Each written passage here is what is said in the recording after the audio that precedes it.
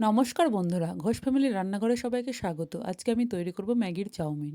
এর জন্য আমি এখানে জল গরম করতে দিয়েছি আর নিয়ে নিয়েছি 2 প্যাকেট ম্যাগি। এবারে জল গরম হয়ে গেছে, জলের ভিতর দিয়ে দেবো 2 প্যাকেট ম্যাগি, দিয়ে ভালো করে সিদ্ধ করে নেব।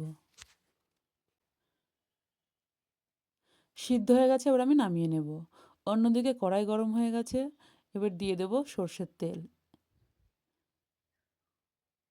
তেল গরম হয়ে গেছে, এবার দিয়ে দেবো আলু।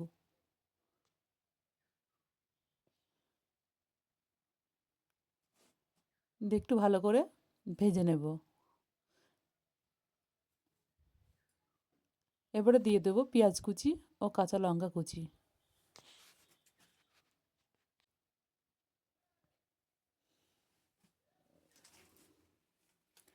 দিয়ে সামান্য একটু লবণ দিয়ে ভালো করে ভেজে নেব।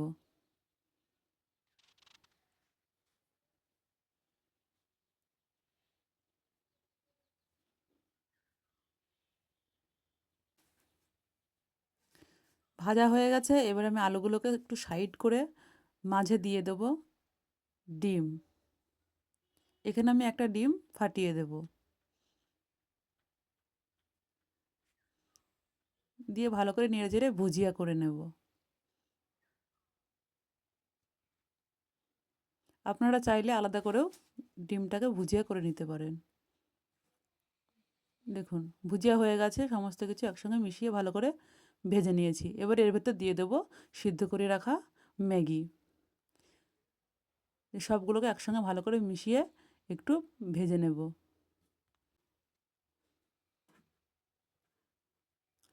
এবার আমি এর ভেতর দিয়ে দেবো 1 প্যাকেট ম্যাগির মশলা।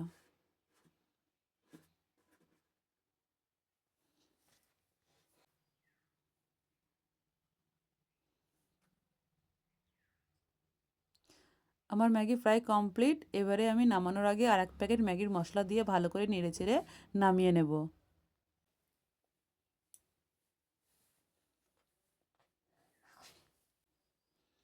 এবার আমি একে একে এখানে দিয়ে দেব শসা কুচি,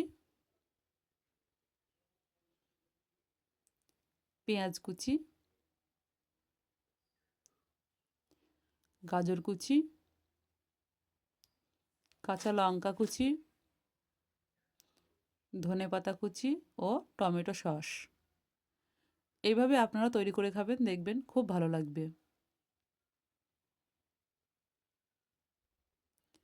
আমার রেসিপি যদি আপনাদের ভালো লেগে থাকে তাহলে লাইক, কমেন্ট, শেয়ার এবং সাবস্ক্রাইব করে দেবেন। ধন্যবাদ।